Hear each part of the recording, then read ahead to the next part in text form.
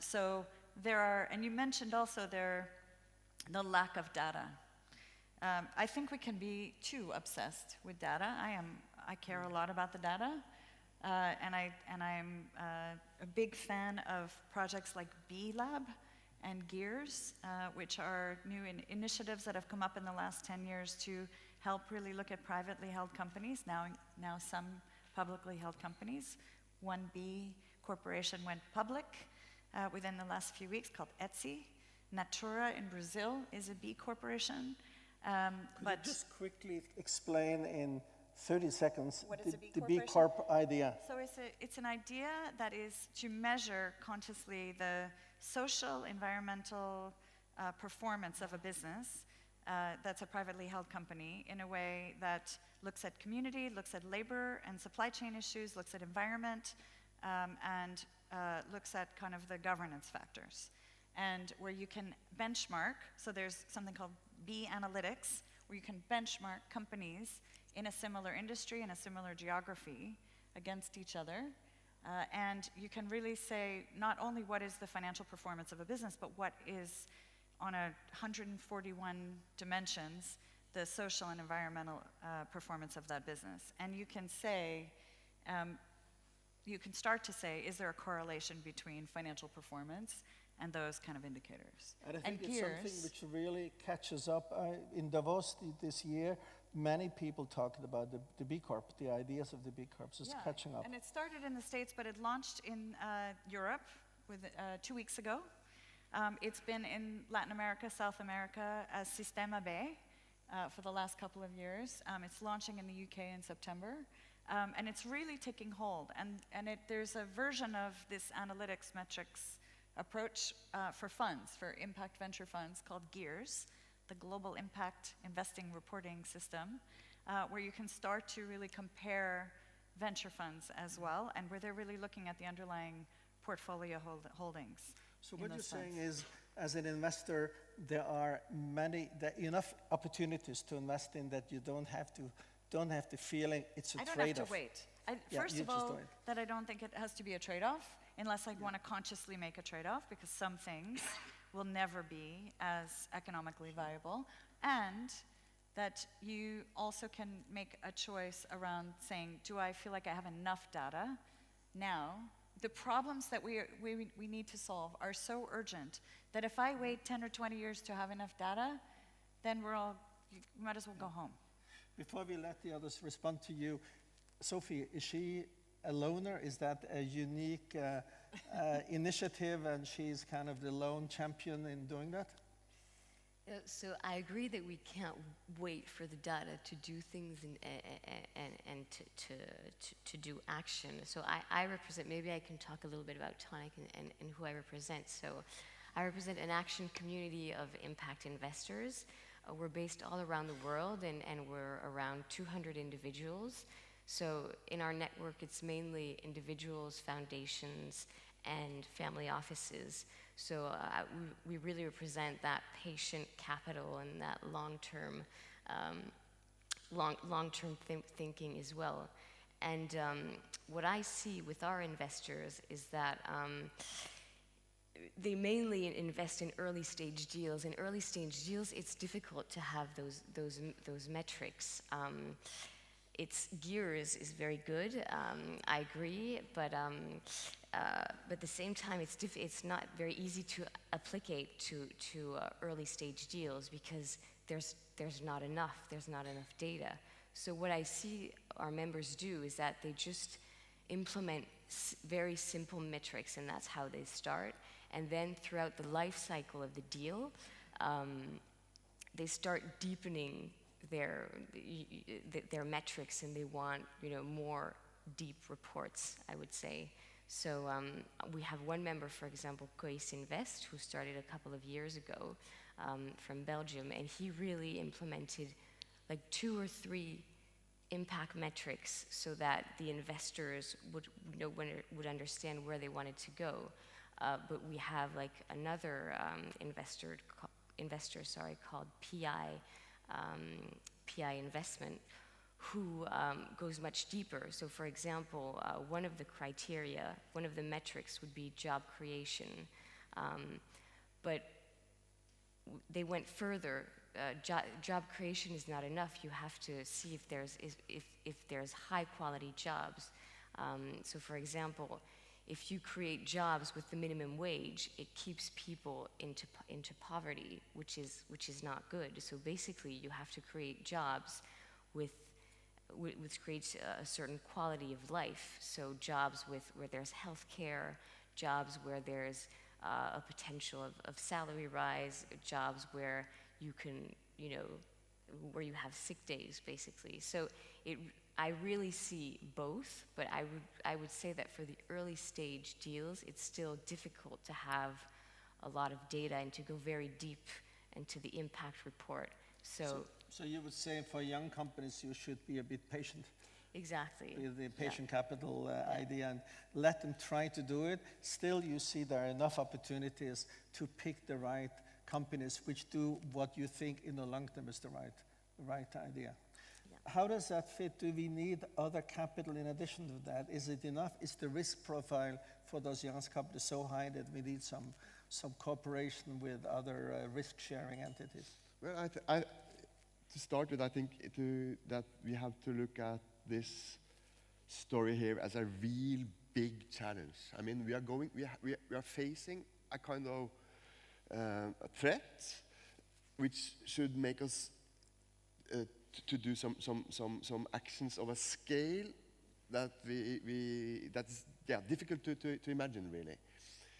How do we move enough money and investments from sectors and activities that are harming the planet to sectors and activities that is good for the planet within a very short time frame?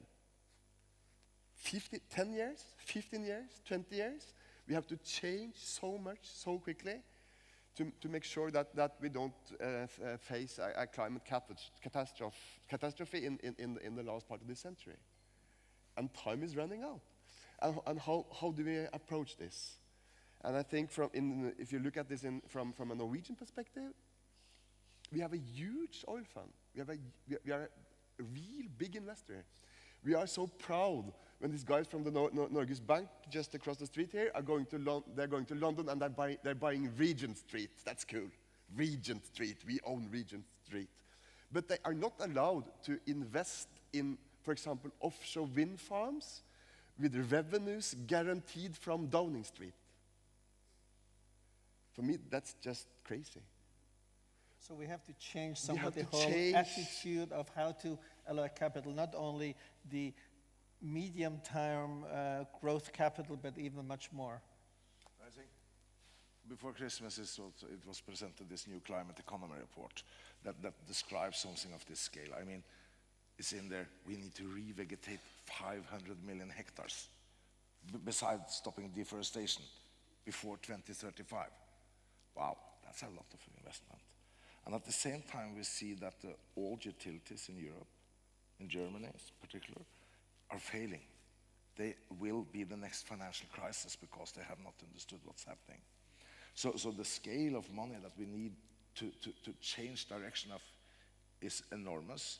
That's also why I mentioned this 200 billion that we probably have to pay to the oil companies for empty or not economic wells.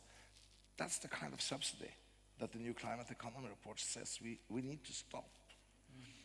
If you could get this kind of way of write off the investments in smaller environmental good companies, a lot will happen.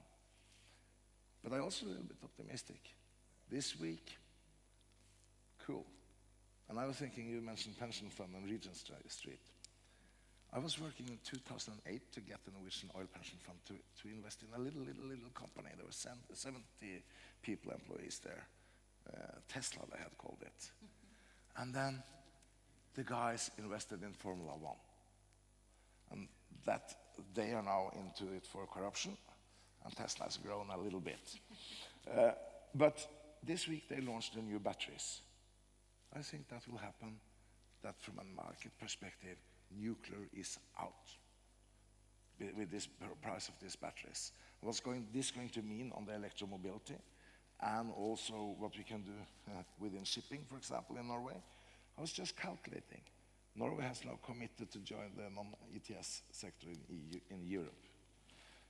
If they're going to fulfill in Europe what they mean, we probably have to retrofit 50,000 short sea and national waterway vessels with hybrid electric. Is that a market? So there is new possibilities, but there is different circumstances and framework for the fossil fuel industry and the good solutions, and that's extremely frustrating. So you need a political change up there, there, and then you? Yeah, just one thing I would like to mention, which Dr. von Weizsäcker was talking about in his intervention earlier today, and that's the German feed-in tariff system, which in my view has been extremely important for what we now have seen that have been happening in solar, wind, and so forth, because investors have been given, it's a support system designed in a way that helps investor confidence. You know what your return will be. And then not only big utilities and huge companies have been able to invest in this, but households, farmers, small businesses have entered this industry. The costs in Germany of investing in solar energy is far cheaper than in California, due to that's because of much of it because of the financial costs related to the investments. So this is a story about how you can create a system that helps investments take place, and let more people, new players, and not only the incumbency, take part in this transition. But you mentioned again the question of scalability. I'm very happy the initiative in Germany. I was one of the first investors in REC, so I was very happy that the Germans decided, thanks I think to von Weizsäcker and others, to make the feed-in tariff and help through. And I'm actually investing in the shipping industry now for batteries, so thank you very much for that promise. So are there roles for entrepreneurs and for seed capital, or do we need things which are so big that we can scale it and that we need the government money, the European Investment Bank and others, the European Investment Fund, which you mentioned, to really scale us up so we can make it a big size? So You want to spend that on that specific and then ask you? I want to just mention Zipcar as an example. So Zipcar, how many of you are familiar with Zipcar, car sharing? It's 1999, Robin Chase in Boston starts this company, not because she was an environmentalist, but really because she was also thinking about community. What is the impact on the community if people were to share resources? And we already heard this morning about sharing economy business models. In 1999, this was not a term even to talk about sharing economy business models. And I was the head of an impact investing network in the States called Investor Circle. I was a member. At the time, I wasn't running it. But the first investors in Zipcar were angel investors who saw the possibility that Robin Chase saw of car sharing. And it was really from a place of opportunity and a place of we can conserve resources, we can build community, we can have a positive environmental and social impact. Now, it's 2013, the company sells for $500 million and has revolutionized how people think about the possibility of sharing resources. And it's Avis that bought it. It's not some little nothing company. It's Avis. So where is the innovation coming from for those big companies? Oftentimes it's coming from something that had angels and venture backers who saw the vision, who were not looking for the quick flip, that it had to be in 2 years, right? We're talking about 1999 to 2013. And it came for a very entrepreneurial woman. Yes. Robin has really said, there is an opportunity, there's a problem, I solve it. Yeah. So maybe we need more women to be entrepreneurs. Well, I'd love to talk more about that. Okay.